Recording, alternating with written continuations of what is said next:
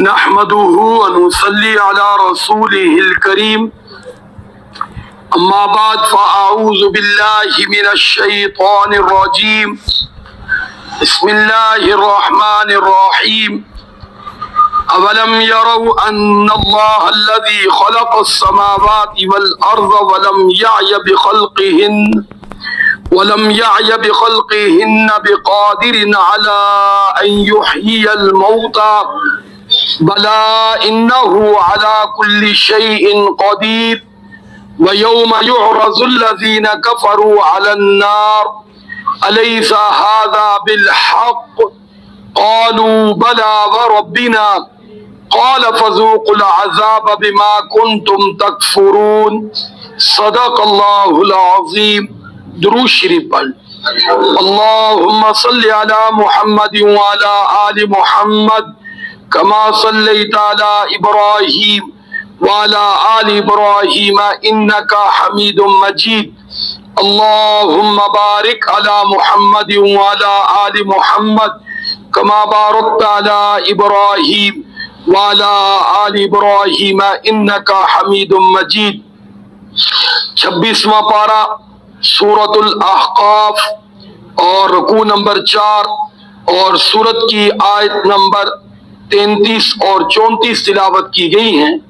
اس کی کل آیات مبارکہ 35 ہیں. کل انشاءاللہ آخری آیت مبارکہ اللہ نے چاہا تو تلاوت کی جائے گی انشاءاللہ. آج کی آیت مبارکہ کا مضمون اللہ رب العزت کی تخلیق.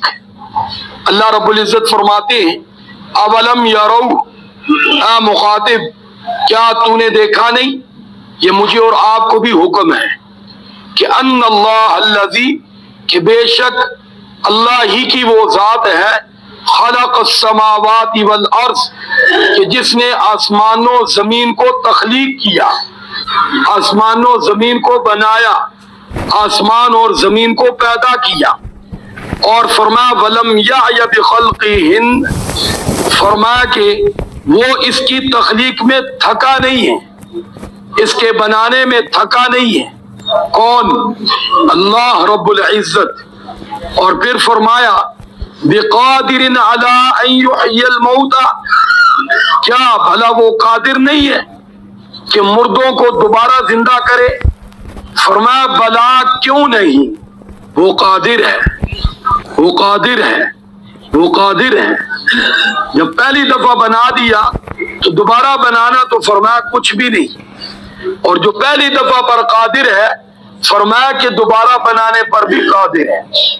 اور پھر فرمایا انہ علی کل شیء قدیر، بے شک اللہ رب العزت ہی کی ذات ہے کہ جو ہر چیز پر قدرت رکھتی، ہر چیز پر ہر وقت قدرت رکھتی.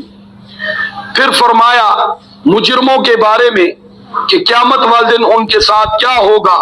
فرمایا وَيَوْمَ يُعْرَضُ الَّذِينَ كَفَرُوا عَلَى النَّارِ، اس دن کو بھی دھیان میں لانا چاہیے، اس دن کو بھی دل و دماغ میں بٹھانا چاہیے، اس دن کی بھی تیاری کرنی چاہیے، اس دن کے بارے میں بھی ذرا تھوڑی دیر بیٹھ کے سوچنا چاہیے کہ جس دن کی طرف ہم جا رہے وہ کون سا دن ہے؟ قیامت کا. کہ فرمایا یعرض الذین کفروا علی النار، کافروں کو، نافرمانوں کو فرمایا ہم آگ پر پیش کریں گے، آگ پر پیش کریں گے.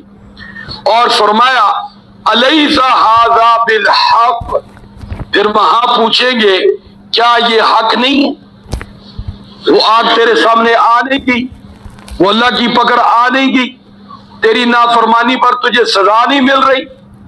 دنیا میں جب کہا جاتا تھا تو کہتا تھا مولویوں کی باتیں، مولوی تو ڈراتے ہی رہتی ہیں. ہاں جی.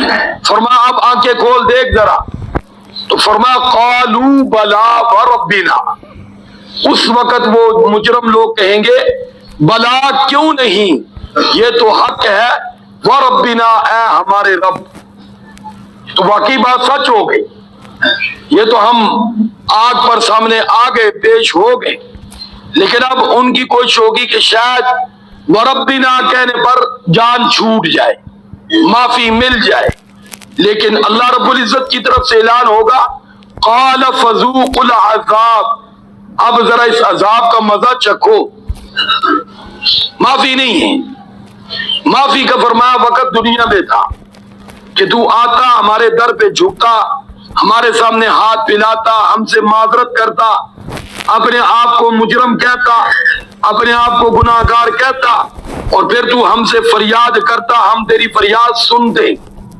کیونکہ دنیا کے اندر تمہیں موقع ہی اس لیے دیا ہوا تھا کہ آؤ ہماری بارگاہ میں معافی مانگ لو. لیکن وہاں تو نے کہا ٹائم ہی نہیں. ہر چیز کے لیے ٹائم ہے, لیکن نعوذ باللہ اللہ کے لیے ٹائم ہی نہیں. اس کے در پر آنے کے لیے بولو ٹائم ہی نہیں. آنکھ ہی نہیں کھلی, وقت ہی نہیں ملا, وقت ہی نہیں ملتا ہے جی. نماز کیسے پڑھے؟ اور بعض لوگ تو نعوذ باللہ یہ بھی کہتے تو ویلے لوگ ادا کرتے. اللہ اپنی حفاظت میں رکھے. تو بہرحال اللہ انہی لوگوں کو فرما رہے فذوقوا العذاب, اب ذرا اس عذاب کو چکھو, بما کنتم تکفرون, یہ تمہارے جرموں کا بدلہ ہے. جو کر کے آئے ہو اس کا یہی بدلہ ہے.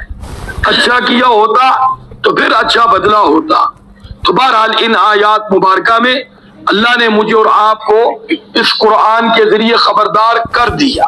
میرے اور آپ کے پاس ابھی وقت ہے کہ ہم اللہ کی طرف رجوع کریں. ہم اس گیم و گیمی میں, اس مصروفیت میں, اس مادی چیزوں میں پھنسے ہوئے بھی وقت نکالنا پڑے گا, ورنہ موت آئے گی تو یہاں سے دبوچ کے لے جائے گی. ہاں جی, وہ ساری ہنگامی صورتیں ختم ہو جائے گی, وہ ساری ہماری مصروفیت کیا ہو جائے گی بولو, ختم ہو جائے گی, جن کا ہمارے بغیر گزارا نہیں ہے. بیوی بچے قوم قبیلہ, وہی ہمیں چارپائی پہ ڈال کر قبرستان میں ڈالائیں گے. وہی لوگ, ہاں وہی لوگ جو کہتے ابا جی آپ گھر میں نہ ہو تو گھر بے رونق ہوتا ہے. بولو ہوتا نہیں ہوتا؟ ابا جی آپ گھر میں نہ ہو تو گھر یوں ہے جیسے کوئی بھی نہیں. ابا جی آپ گھر نہ ہو تو گھر یوں لگتا ہے خالی ہے. ابا جی خدا نہ خواستہ آپ کو کچھ ہو گیا تو پتنی ہمارا کیا بنے گا. تو وہی ابا جی کو ہو جاتا ہے, روح نکل جاتی ہے, اب ان کا سب کچھ بن رہا ہوتا ہے, لیکن ابا جی کے بارے میں فکر ہوتی جلدی جلدی اٹھا دو. اس لیے تو آپ نے دیکھو گے بھاگتا مسجد میں جلدی اعلان کرا دو, دوسرا بھاگتا جلدی جلدی نائی کو بلا دو. سارے بولو ہے یہ نہیں. تیسرا بھاگتا جلدی جلدی کدھر بولو قبرستان میں قبر بنوا دو. چوتھا بھاگتا جلدی جلدی اب کوئی تلاش کرو جو نہلا دے. کوئی بھی خود کام کرنے کے لیے بولو تیار. ہاں جی, اب ذرا تھوڑی سی دیر ہو جائے تو جلدی کر لو, جلدی کر. عورتوں میں بھی کھربلی مچ جاتی ہے کہ شام ہو رہی ہے, اس کو نکالو, اس کو نکالو یہاں سے. اب یہی سب سے بڑی مصیبت ہے. جی ہاں, جس کے بارے میں کہا جاتا ہے یہ گھر میں نہ ہو تو گھر کیا ہوتا بولو, اب کہا جاتا ہے یہ سب سے بڑی مصیبت ہے, اس کو یہاں سے نکالو. ہاں جی, تو میرے بھائی یہ میرا اور آپ کا انجام ہے. یہی ہے یا کچھ اور ہے؟ اس بیڈ روم میں کوئی نہیں ہمیں رکھے گا. اس محلے میں تو چارپائی بھی باہر گلی میں ہوتی ہے. ہاں, دائیں بائیں ٹانٹ لگا دو, چارپائی بھی گھر سے بھی باہر. جی ہاں, تو جب حالت ہماری یہ ہے تو ہمیں میرے بھائی ادھر ہی تیاری کرنی چاہیے جدھر کو جانا ہے, اور ان دنیا والوں کے ساتھ اتنی دل لگانا چاہیے جتنی کو ان کے ہمارے ساتھ رشتہ داری ہے. اصل میں تو وہ لمحے ہیں ہمارے ساتھ ان کے گزارنے کی. پھر آپ دیکھیں کہ روایات میں پاک پیغمبر صلی اللہ علیہ وسلم نے ارشاد فرمایا وہ لوگ جو مرنے والے کے مال کے وارث ہیں وہ اس کی قبر پہ بیٹھ کر دفن کرنے کے بعد 2, 2.5, 3 گھنٹے بیٹھ کر اس کے لیے استغفار کریں. جتنی دیر ایک اونٹ ذبح کر کے اس کی بوٹیاں بنا کر تقسیم کرنے پہ لگتا ہے تو اونٹ پہ کتنا وقت لگتا ہے؟ 3 سے 4 گھنٹے کاری کر کے. یہ بھی ذہن میں رکھیں, اناڑی ہوگا تو وہاں سارا دن خالی لائی رکھیں. ہاں جی, 3-4 گھنٹے قبرستان میں قبر پہ بیٹھ کر وہ جو وارث ہونے, یہ حکم ہے, اس وقت اس کو ضرورت ہے. یہ اصل اصال ثواب ہے. آپ بتاؤ آج تک کسی کو دیکھا ہے؟ تو جب میں اور آپ نہیں بیٹھے تو ہماری قبر پہ کس نے بیٹھے؟ اور آپ نے دیکھا ہوگا وہ تو پہلے گھر پہنچی ہوتی ہے, جنہوں نے وہاں بیٹھنا ہے تو ان کو کس کی فکر ہوتی ہے؟ یار کی, وہ بریانی کھائے بغیر کہیں چلا نہ جائے. رشتہ دار کی, کہیں بریانی کے بغیر بولو چلا نہ جائے. اب آپ نے دیکھو گا سب سے زیادہ اس کو ٹینشن لگی ہوتی, مہمانوں نے کھانا کھا لیا, مہمانوں نے کھانا کھا لیا. ابا کی فکر کر جو بیچارہ اس وقت قبر میں تجھے یاد کر رہا ہے کہ کدھر چلا گیا ہے. اس وقت تو میرے پاس ہوتا, میرے سرہانی بیٹھتا, یہاں بیٹھ کر روتا. کس کے سامنے؟ اللہ کے سامنے. فریاد کرتا اللہ میرا ابا ہے, تو اس کو معاف کر دے. تو اس کو کیا کر دے بولو؟ تو ابا ہے تو وہ فریاد کرتا یا اللہ میرا بیٹا ہے, تو اس کو کیا کر دے؟ معاف کر دے. لیکن اگر 4 روپے ہو تو فوراً مسجد میں چلے جاتے, قاری صاحب ذرا بچے لے کے پہنچ جاؤ. تو یاد رکھنا قاری صاحب سارا دن پڑھے کوئی فائدہ نہیں ہوگا, کیونکہ جو پیارے آقا صلی اللہ علیہ وسلم نے فرمایا اسی پر عمل کرنے سے فائدہ ہوگا. جو کس نے فرمایا ذرا بولو؟ کیونکہ حضور آقا صلی اللہ علیہ وسلم نے یہاں کسی اور کا نام نہیں لیا, رشتہ داروں کا نام لیا اور وارثوں کا نام لیا. کس کا نام لیا بولو؟ تو اس لیے میں اور آپ میرے بھائی اس چیز کی طرف آئیں جو قرآن و سنت مجھے اور آپ کو راہ دیتا ہے. اسی میں فائدہ ہوگا, اسی میں فائدہ ہوگا. مرنے والے کے لیے بہترین سال ثواب گھر والوں کا 5 وقت نماز پڑھنا. 5 وقت کیا پڑھنا؟ اور اگر قرآن پڑھے ہوئے تو خود مل بیٹھ کر پڑھے. 1 سپارہ ان کا پڑھنا اور قاری صاحب کا پورا قرآن پڑھنا, یہ 1 سپارہ زیادہ اجر رکھتا ہے. یا میں اور آپ دماغوں میں بٹھا لیں, سارے کام آج کل ہم دوسرے پہ ڈالتے ہیں. نہیں, جو ہماری ذمہ داریاں بھائی اس کو ہم نے نبھانا ہے تو بات بنے گی. اللہ مجھے اور آپ کو عمل کی توفیق عطا فرمائے. درود شریف پڑھ. اللہم صلی علی محمد وعلی آل محمد کما صلیت علی ابراہیم وعلی آل ابراہیم انکا حمید مجید. اللہم بارک علی محمد وعلی آل محمد کما بارکت علی ابراہیم وعلی آل ابراہیم انکا حمید مجید. لا الہ الا اللہ محمد رسول اللہ.